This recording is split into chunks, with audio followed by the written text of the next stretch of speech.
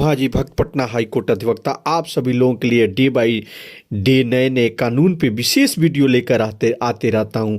आज जो यह विशेष वीडियो है कि भारत रत्न से मरणोपरांत सम्मानित किया गया जननायक कर्पूरी ठाकुर जी को। ये कर्पूरी ठाकुर को भारत रत्न से सम्मानित किया गया। यह हमारे देश के ये माननीय कर्पूरी ठाकुर जी को, जननायक कर्पूरी ठाकुर को भारत रत्न से सम्मानित किया गया। लेकिन इनकी कहानी आज हम लोग जाने कि कर्पूरी ठाकुर को भारत रत्न दिया गया, जननायक कर्पूरी ठाकुर।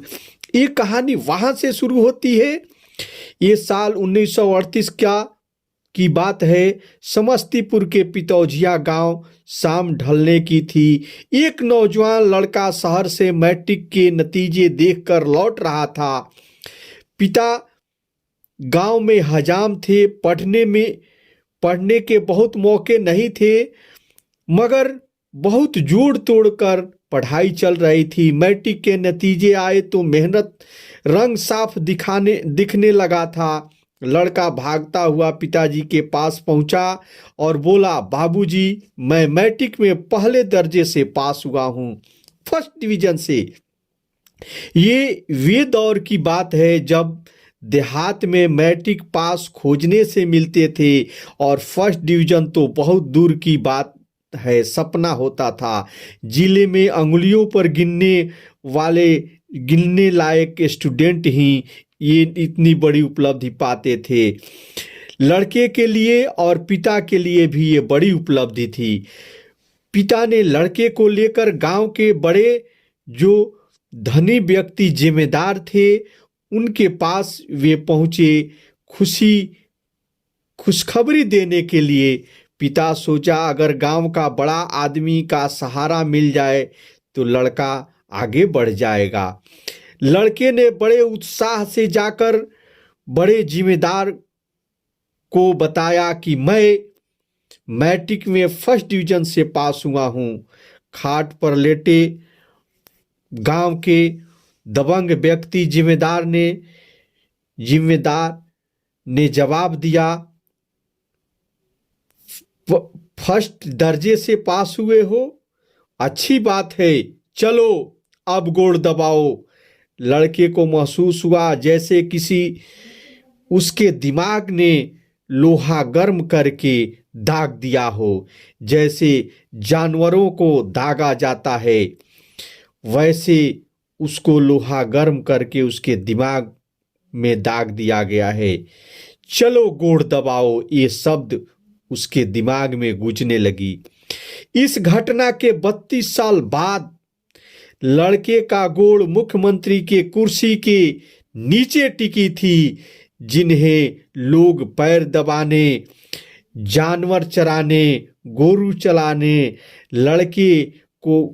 लड़का का गोड़ मुख्यमंत्री के कुर्सी के नीचे टिका था।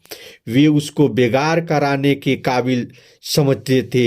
समाज के उच्च वर्ग के लोग, अब वही वर्ग जो है देश चला रहा है। 3 दशक छोटे वक्त में लड़के ने अपने सामने जमाना बदलते हुए देख लिया था। यह कहानी कर्पूरी ठाकुर की है, जननायक कर्पूरी ठाकुर की, जिन्हें आज भारत रत्न से सम्मानित किया गया। वे मुख्यमंत्री जिनके सूबे में राजनीति में पिछड़ों को केंद्र में लाकर खड़ा कर दिया। वे मुख्यमंत्री जिनके ईमानदारी की किदवंती ये की सूबे में बढ़ चढ़कर जो है बताई जाती है और सब जगह उसकी चर्चा होती है। ये और वे मुख्यमंत्री जो मंडल कमीशन से 1 दशक पहले सूबे में पिछड़ों के लिए आरक्षण की व्यवस्था कर दी। पूर्व मुख्यमंत्री कर्पूरी ठाकुर जी के लिए कुर्ते के लिए चंदा की व्यवस्था की गई। ये बात साल 1974 की है, जब जेपी के रहनुमाई में पूरे बिहार में छात्र आंदोलन की गूंज पूरे देश में सुनाई दे रही थी। आगे की रणनीति तय करने की बात के लिए जेपी के कदम कुएं स्थित आवास पर एक मीटिंग बुलाई गई। मीटिंग में कांग्रेस संगठन, समाजवादी एवं जनसंघ, सभी सियासी रंग के लोग जमा हुए थे। साथ में चंद्रशेखर जो मीटिंग के लिए खास रूप से दिल्ली से पटना आए थे। इस सब के बीच बेहद आम से दिखने वाले एक शख्स ने मीटिंग में पहुंचा। वहां आए सभी लोगों की नजर उनके शक्ल पर गई और फिर कुर्ते पर। वह व्यक्ति बिहार के मुख्यमंत्री थे, कर्पूरी ठाकुर, लेकिन इनका कुर्ता फटा हुआ था। जब चंद्रशेखर की नजर उन पे गई तो उन्होंने मीटिंग में मौजूद बाकी लोगों से कहा, आप लोग अपने अपने जेब से कुछ पैसा निकालें। सब लोगों ने अपने अपने जेब से 5, 10, 50 रुपये निकाले और इन्हें इकट्ठा करके चंद्रशेखर जी ने आगे रखा और कहा, कर्पूरी जी जाइए और अपने लिए कुछ कीजिए और अपने लिए कुछ कुर्ता सिलवा लीजिए। इस घटना के गवाह रहे वरिष्ठ पत्रकार सुरेंद्र किशोर की माने तो कर्पूरी ठाकुर बड़े संकोच के बाद वे पैसे स्वीकार किए। ये कर्पूरी ठाकुर ही थे जो बेहद साधारण परिवेश से निकलकर सत्ता के प्रतिष्ठानों तक पहुंचे थे। इसलिए सत्ता में होते हुए भी उनकी शख्सियत पर कोई पाखंड नहीं आ पाया था। 1952 में वे पहली दफा विधायक बने और 1953 में एक भारतीय विधि वेता मंडल के सदस्य के रूप में वे डेलीगेशन ऑस्ट्रेलिया के दौरे पर जाना था। और उस दौरे के बारे में कर्पूरी ठाकुर के बेटे जदयू के राज्यसभा सांसद रामनाथ ठाकुर बताते हैं, कहते हैं कि बाबूजी के पास कोई ठीक ठाक कपड़ा भी नहीं था और कोट तक नहीं था। विधायक थे, उन्हें एक डेलीगेशन के साथ जाना था, लेकिन उनके पास पहनने के लिए कोट नहीं था। कोट उधार मांगकर वे ऑस्ट्रेलिया गए। ऑस्ट्रेलिया की तो कोई चिंता नहीं थी, लेकिन बाबूजी को यूरोप जाना था और वहाँ बहुत कड़ाके की ठंड पड़ती थी। ऐसे में उधार का कोट पहनकर वे विदेश पहुंच गए। विदेश में क्या हुआ, अब वे युगोस्लाविया पहुंचे, तब वहाँ ठंड बहुत ज़्यादा थी। कोट जैसा भी हो उसे उन्होंने पहना और उन्होंने वही किया।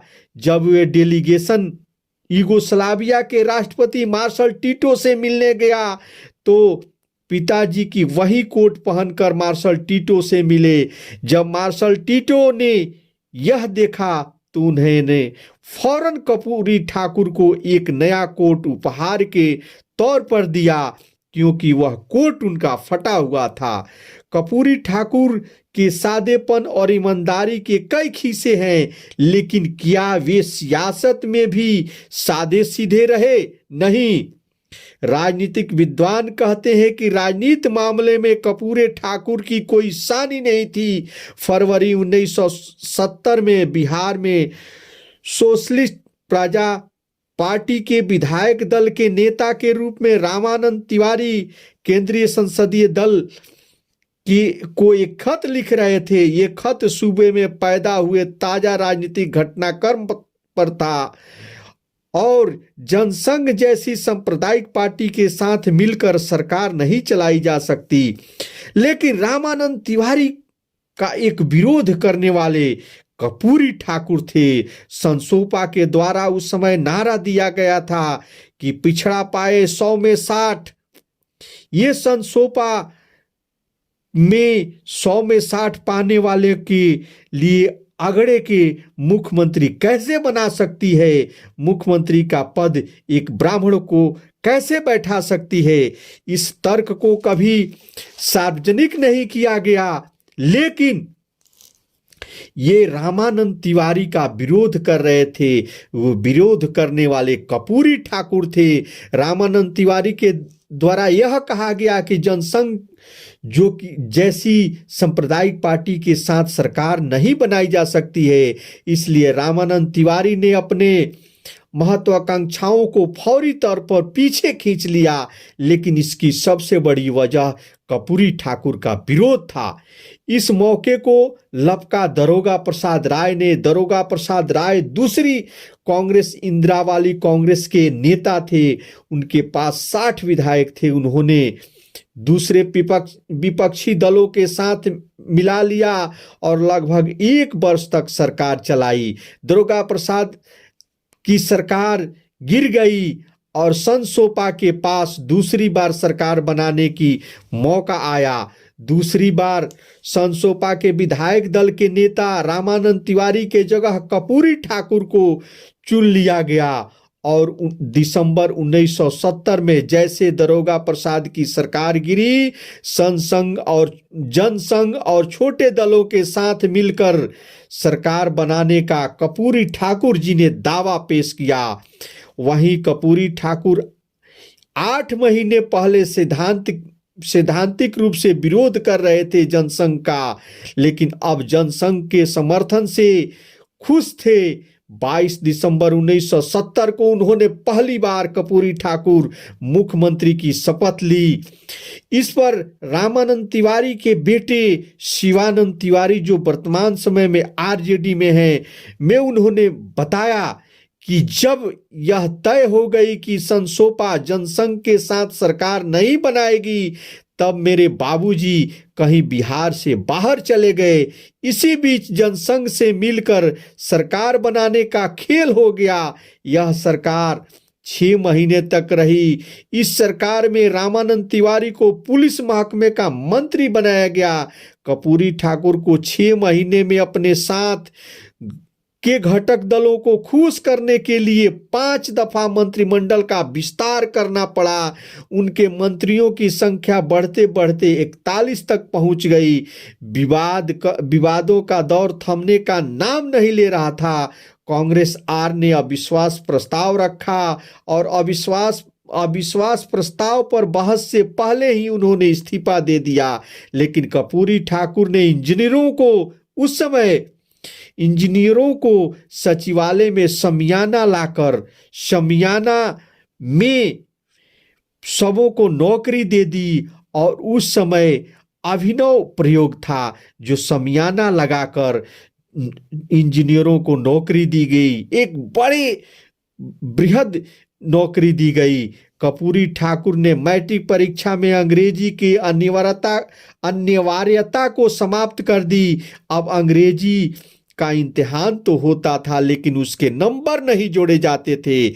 जबकि कर्पूरी ठाकुर जब शिक्षा मंत्री थे तब वे मिशनरी स्कूलों में भी हिंदी की पढ़ाई अनिवार्य कर दिए।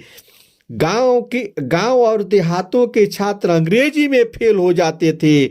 उस समय एक जो जुमला पढ़ा जाता था कि बच्चे जो है कर्पूरी डिवीजन से पास किए हैं, यानी कहने का मतलब कि उन्होंने अंग्रेजी की अनिवार्यता को समाप्त कर दिया। दिसंबर 1977 को मधुबनी के फुलपरसा विधानसभा सीट पर भी उपचुनाव हो रहा था। यहां से 6 महीना पहले चुनाव में देवेंद्र प्रसाद यादव जनता पार्टी के प्रत्याशी के रूप में जीते थे। वह एक बड़ी अंतर से जीते थे, लेकिन उन्होंने इस्तीफा दे दिया ताकि सूबे के मुख्यमंत्री कर्पूरी ठाकुर के लिए सीट खाली की जा सके। चुनाव में कर्पूरी ठाकुर की गाड़ी हिचकोले खाने लगी, क्योंकि उनके सामने कांग्रेस के सिंबल पर उतर गए थे राम जयपाल यादव, पूर्व उप मुख्यमंत्री। इस विधानसभा में 35,000 यादव बिरादरी का वोट था। ये निर्णायक थे। कांग्रेस इसी बिरादरी से उम्मीदवार उतार दिया था। इस पे एक बड़ी राजनीतिक सरगर्मी चलती रही कि ये चुनाव फंस गया। चुनाव प्रचार में केंद्रीय गृह मंत्री चौधरी चरण सिंह उतरे, लेकिन सूबे के सभी मंत्री लगभग चुनाव प्रचार में उतरे। वोटिंग में साफ अंतर दिख रहा था। पर्यवेक्षकों ने कहा कि सरकारी स्तर पर खूब मैनेजमेंट हुआ। फुल परसा उपचुनाव में बिहार सरकार के कई मंत्री कैंप कर रहे थे। चुनाव के दिन उनकी सरकार की एक महिला मंत्री ने बूथ पर तैनात पुलिसकर्मी पर रौब झाड़ते हुए कहा कि तुम नहीं जानते मुझे कि मैं कौन हूं, मैं बसंती हूं। इस पर पुलिसकर्मी ने जवाब देते हुए कहा कि मैं भी गब्बर सिंह हूं। कर्पूरी ठाकुर का यह चुनाव वे जीतने में सफल रहे। उनके मुख्यमंत्री की कुर्सी पर छाए हुए बादल छट गए। लेकिन 11 अप्रैल 1979 के जमशेदपुर दंगे कर्पूरी ठाकुर के लिए उनके ताबूत के अंतिम कील साबित हुआ। यानी सियासी सफर का भी खात्मा की शुरुआत यहीं से हुई। जमशेदपुर में दो गांव हैं, शबीर नगर और दूसरा दीमना बस्ती, जो जमशेदपुर से बाहरी इलाके में है। शबीर नगर में मुस्लिम बहुल इलाका है, दीमना बस्ती आदिवासी बहुल इलाका है। दीमना बस्ती से रामनवमी के दिन हिंदूवादी संगठनों के द्वारा जुलूस निकाला गया, जो शबीर नगर से होकर गुजरती थी। 1978 के रामनवमी में हल्की झड़प हुई थी और एक साल बाद दोनों पक्षों ने पूरी तैयारी के साथ मैदान में उतरे थे। ये जो है अब झांकियां निकली और जब ही जुलूस निकला दंगे शुरू हो गए। जमशेदपुर में दंगे 3 दिन तक चले। इस दंगे में कुल 108 लोगों की जान गई। जमशेदपुर के दंगे की सियासी जो है ताबूत की उनकी आखिरी कील साबित हुई। अप्रैल 1979 के पहले बिहार जनता पार्टी में झगड़ा बढ़ चुका था, इतना कि कई मंत्री सरकार से इस्तीफा दे चुके थे। इनके विधायक कर्पूरी ठाकुर के खिलाफ हो गए थे। जनता पार्टी के राष्ट्रीय अध्यक्ष चंद्रशेखर ने दिल्ली से जनता पार्टी के नेता समर गुहा को वहां के विधायकों के राय जानने के लिए पटना भेजा और समर गुहा ने विधायकों को राय जानने के लिए 19 अप्रैल 1979 को विधायकों की एक मीटिंग बुलाई। तो कर्पूरी ठाकुर के खिलाफ ज्यादातर विधायक थे। स्पष्ट था कि नेता भरोसा खो चुका है, इसलिए कर्पूरी ठाकुर ने केंद्रीय निर्देश पर उसी दिन शाम जाकर राजभवन में अपना इस्तीफा दे दिया और उसके बाद श्याम सुंदर दास की सरकार बनी। उसके बाद इंदिरा गांधी की सरकार दिल्ली में आई और फिर बिहार में। यहाँ से कर्पूरी ठाकुर का विपक्ष के नेता के तौर पर कैरियर की शुरुआत हुई। 1984 में कर्पूरी ठाकुर ने अपना सियासी लोकसभा का पहला चुनाव उन्होंने लड़ा। कर्पूरी ठाकुर समस्तीपुर से लोकसभा का चुनाव लोक दल के चुनाव चिन्ह पर मैदान में उतरे। कर्पूरी ठाकुर 1952 से 1980 तक लगातार ताजपुर विधानसभा से जीतते रहे। 1985 में सीतामढ़ी के सोनबरसा से विधानसभा उन्होंने जीता। 1985 में लोक दल के कुल 42 जो है विधायक जीते और 12 अगस्त 1987 को वे विधानसभा अध्यक्ष शिवचंद झा ने कर्पूरी ठाकुर से विपक्ष के नेता का दर्जा छीन लिए और उनके जगह पर अनूप लाल यादव को विपक्ष का नेता घोषित कर दिया। इसको उन्होंने हाई कोर्ट में चैलेंज दिया, कई तरह की इन्होंने लड़ाइयाँ लड़ी, लेकिन इसी बीच प्रकृति की नियत 17 फरवरी 1988 को कर्पूरी ठाकुर का दिल का दौरा पड़ने के कारण उनका निधन हो गया और उनकी सियासत, उनकी कहानी यही खत्म हो गई। लेकिन उनके सियासत के वारिस अभी भी सक्रिय हैं और यह जो है उनको भारत रत्न से सम्मानित किया गया। आज हम सभी लोग उनकी 100वीं जयंती पे हम लोग उनको भारत रत्न से सम्मानित किया गया। जननायक कर्पूरी ठाकुर को, ये जब तक सूरज चांद रहेंगे तब तक जननायक कर्पूरी ठाकुर यहाँ इस बिहार में बने रहेंगे। जय हिंद, जय भारत।